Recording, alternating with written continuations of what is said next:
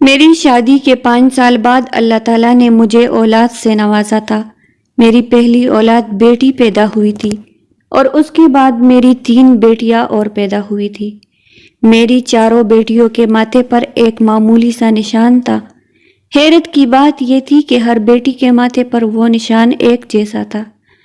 اس نشان کی وجہ سے میری بیٹیوں کو کوئی تکلیف تو نہیں ہوئی تھی، مگر وہ نشان عمر بڑھنے کے ساتھ ساتھ بڑا ہوتا جا رہا تھا۔ میں نے اپنی بیٹیوں کو اچھی تعلیم دلائی اور زندگی گزارنے کے ہر اصول سکھائے اور ہر خوبی کی مالک بنی کہ جو بھی میری بیٹیوں کی قابلیت کے بارے میں سنتا حیران رہ جاتا۔ لیکن پھر میری بیٹیوں کے چہروں پر نظر پڑتی تو وہ نشان دیکھ کر دوبارہ کوئی میری بیٹیوں کی طرف دیکھتا بھی نہیں تھا۔ میں چاروں بیٹیوں کی شادی ایک ساتھ کرنا چاہتی تھی، مگر مر کر بھی بیٹیوں کا کہیں بھی رشتہ نہیں ہو رہا تھا۔ پھر اچانک ایک کروڑ پتی عورت ہمارے گھر آئی اور اس نے اپنے چاروں بیٹوں کے لیے میری بیٹیوں کا رشتہ مانگ لیا۔ میرے لیے یہ بات بہت حیران کن تھی۔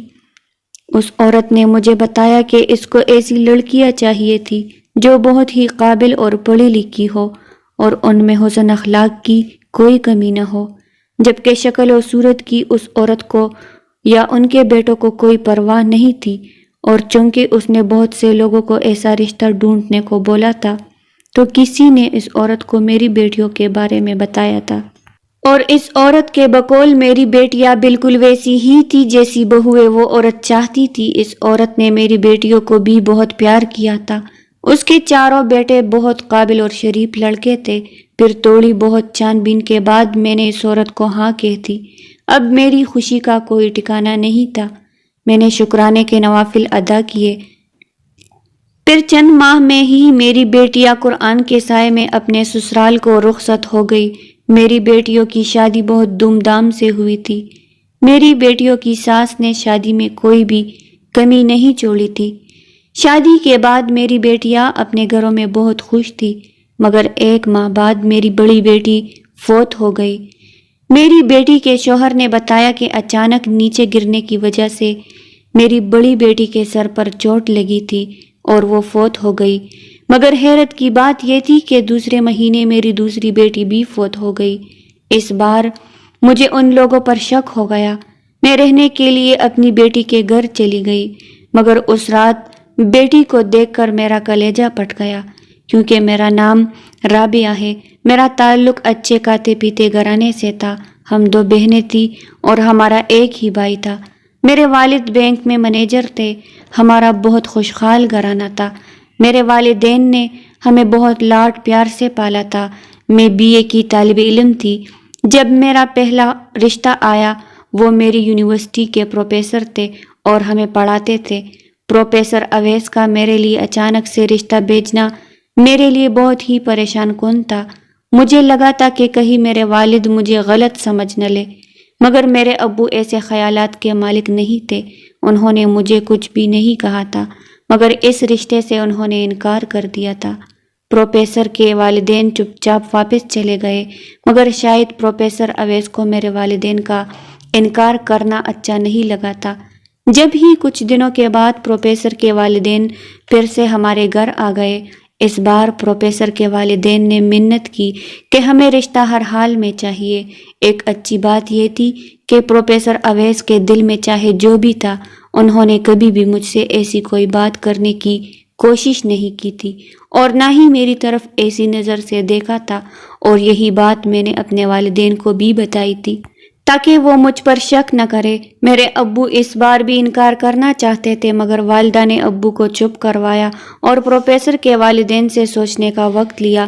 ان کے چلے جانے کے بعد میرے ابو نے جب امی سے کہا کہ میں اپنی بیٹی کا رشتہ پروفیسر کو نہیں دینا چاہتا، تب میری امی نے ابو کو سمجھایا کہ اپنے ہو یا غیر بس لڑکا اچھا ہونا چاہیے، اور ویسے بھی بیٹیوں کی جتنی جلدی شادی ہو جائے اتنا ہی اچھا ہوتا ہے، اور ویسے بھی پروفیسر بہت ہی اچھی طبیعت کا مالک اور شریف انسان ہے، اس لیے اچھا رشتہ ہاتھ سے مت جانے دے۔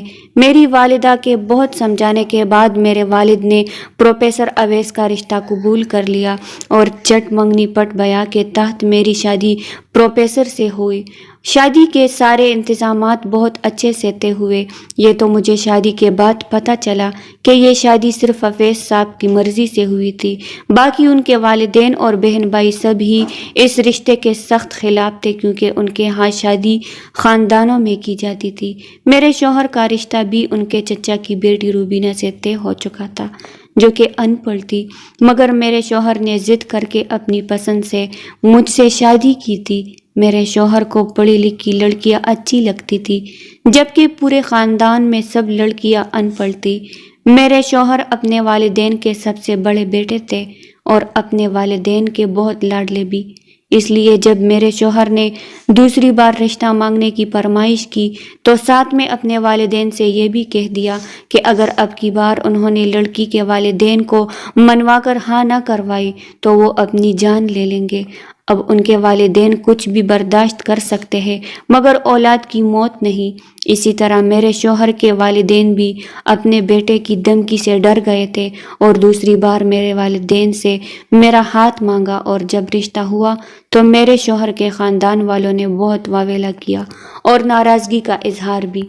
यहाँ तक कि उनके ख़ानदान में झगड़े भी हुए थे। मेरे सास ससुर ने अपने ख़ानदान वालों को मनाने और समझाने की बहुत कोशिश की कि वो अपने बेटे की ज़िद के आगे मजबूर थे, मगर अब वो अपने छोटे बेटे की शादी रूबीना से करना चाहते हैं।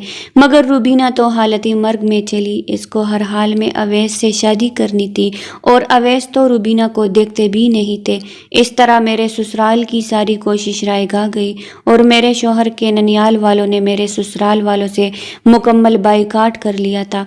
उन्होंने बदले में मेरी दोनों नंदों के रिश्ते भी ख़त्म कर दिए, जो कि अपने चचा की बहू बनने वाली थी, जबकि मेरे शौहर के ननियाल वालों ने थोड़े वक्त की नाराज़गी के बाद मेरे ससुराल वालों से ताल्लुकात बहाल कर लिए थे।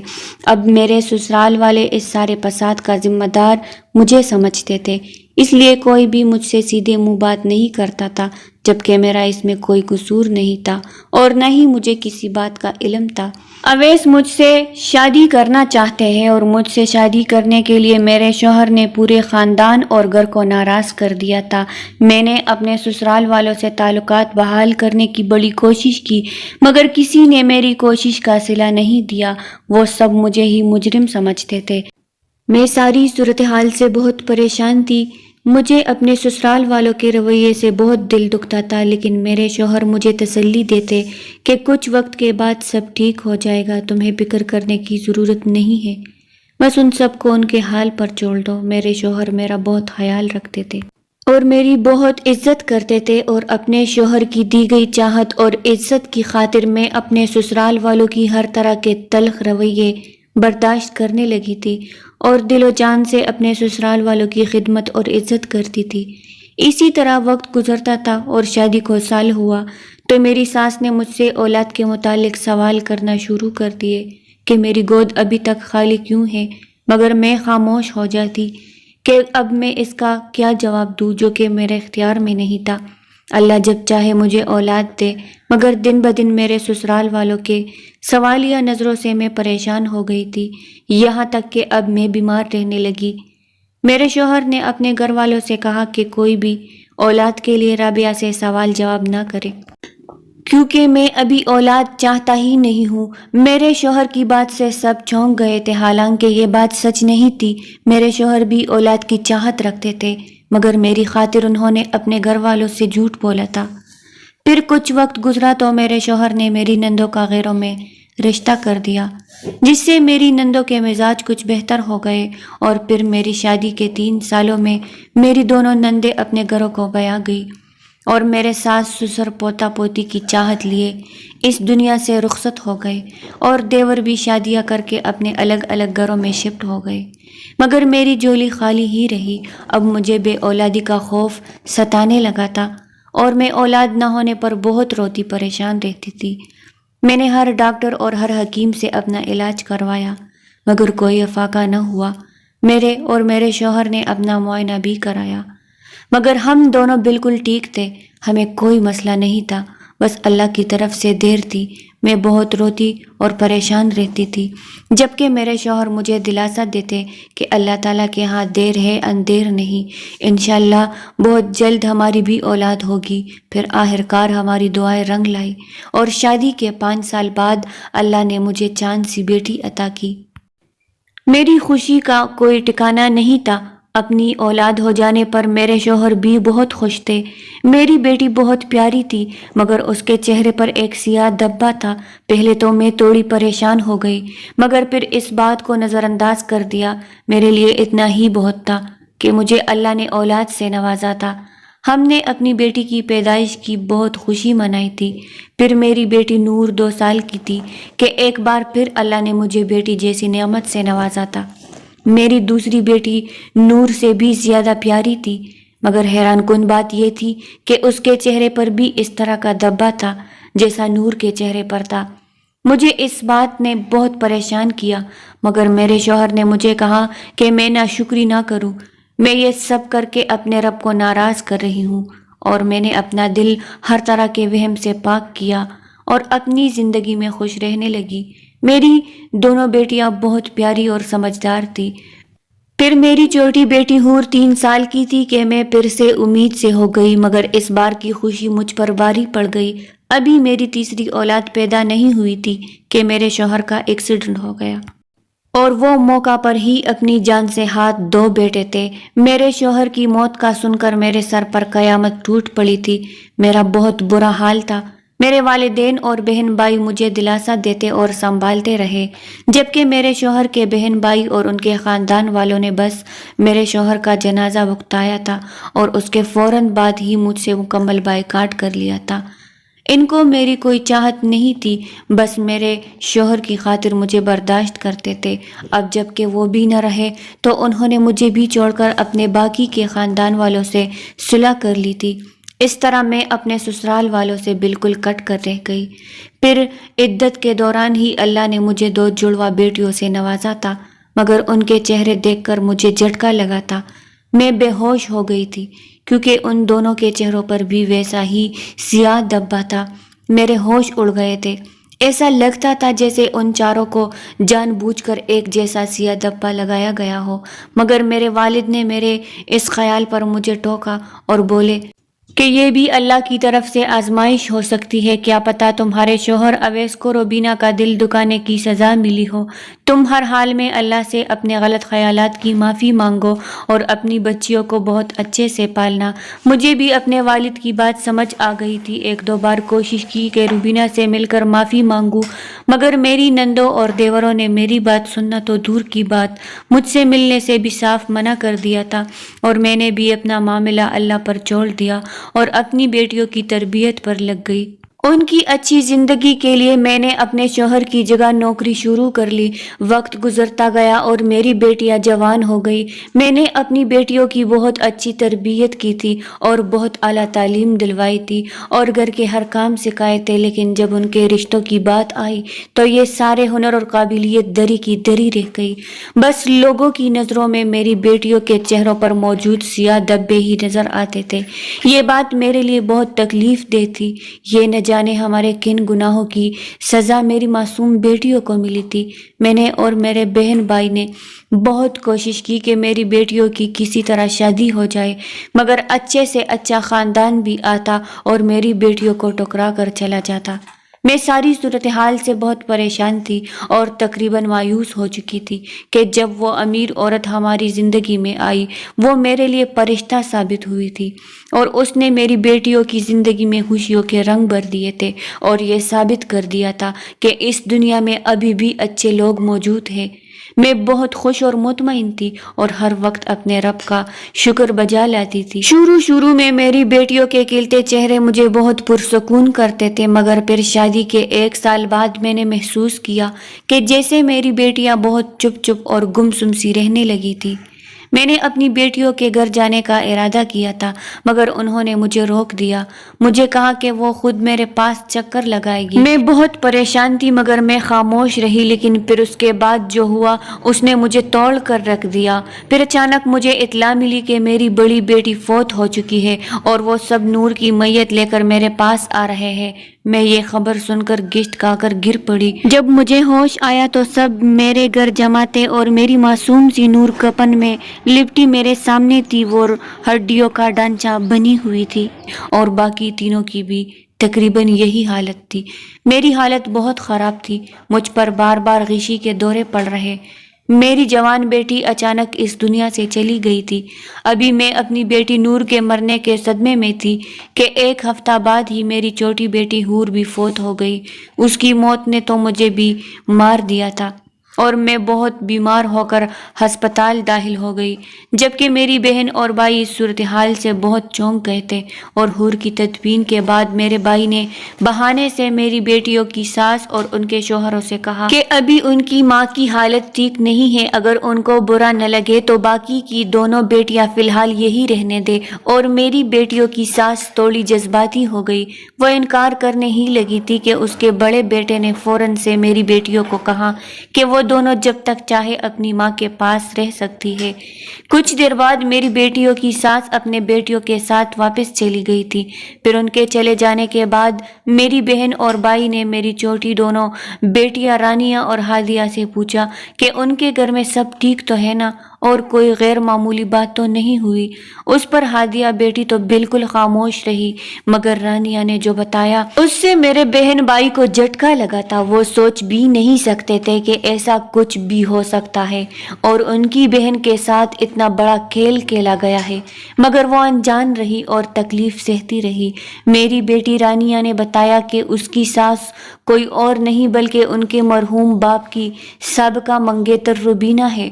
روبینہ کو اپنے ٹھکرائے جانے کا بہت گہرا صدمہ پہنچا تھا اور اس بات نے روبینہ کو پاگل کر دیا تھا کہ اس کے منگیتر نے کسی اور لڑکی کی خاطر اس کو ٹھکرا دیا ہے، اور پھر روبینہ کو اس لڑکی سے نفرت ہو گئی تھی اور وہ بیمار ہو گئی۔